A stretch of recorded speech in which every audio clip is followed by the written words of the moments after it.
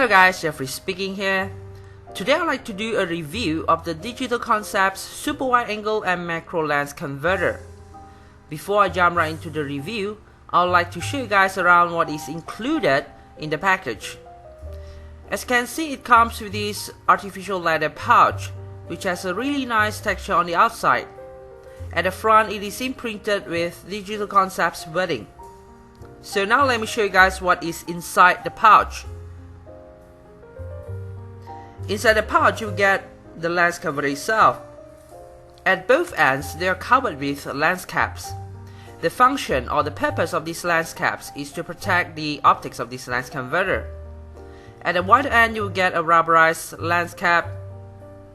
At the smaller end, you will get some sort of hard plastic lens cap.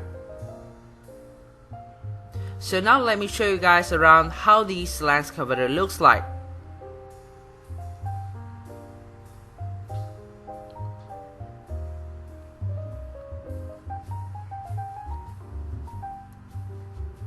Initially, when I hold this lens converter in my hand, it feels really heavy and solid.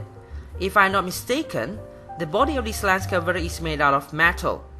And the filter size for this lens converter is 67mm. If you guys are planning to buy one of these lens converters, please make sure that you purchase the right filter size for your lens. The larger the filter size, the more expensive the lens converter will be. So if you guys are planning to shoot some macro photography, you just have to unscrew this from the super wide angle lens converter and pop this onto your lens and start shooting. One question that I often receive from my friends in several forums is what is the magnification ratio for this macro lens converter? And frankly to say, I do not know because it is not stated in the specifications. So that's all for the macro lens converter. So this is the super wide angle lens converter.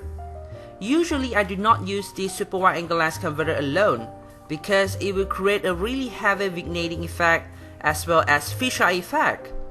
But if you guys are planning or looking for those effects, then you just have to pop this onto your lens and start shooting. For me, I will screw the macro lens converter to the super wide angle lens converter before I take some super wide angle shots.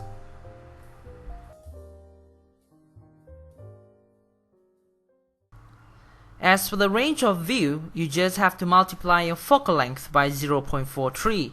For instance, a 17 to 50mm lens will have the range of 7.31 to 21.5mm after attaching the converter.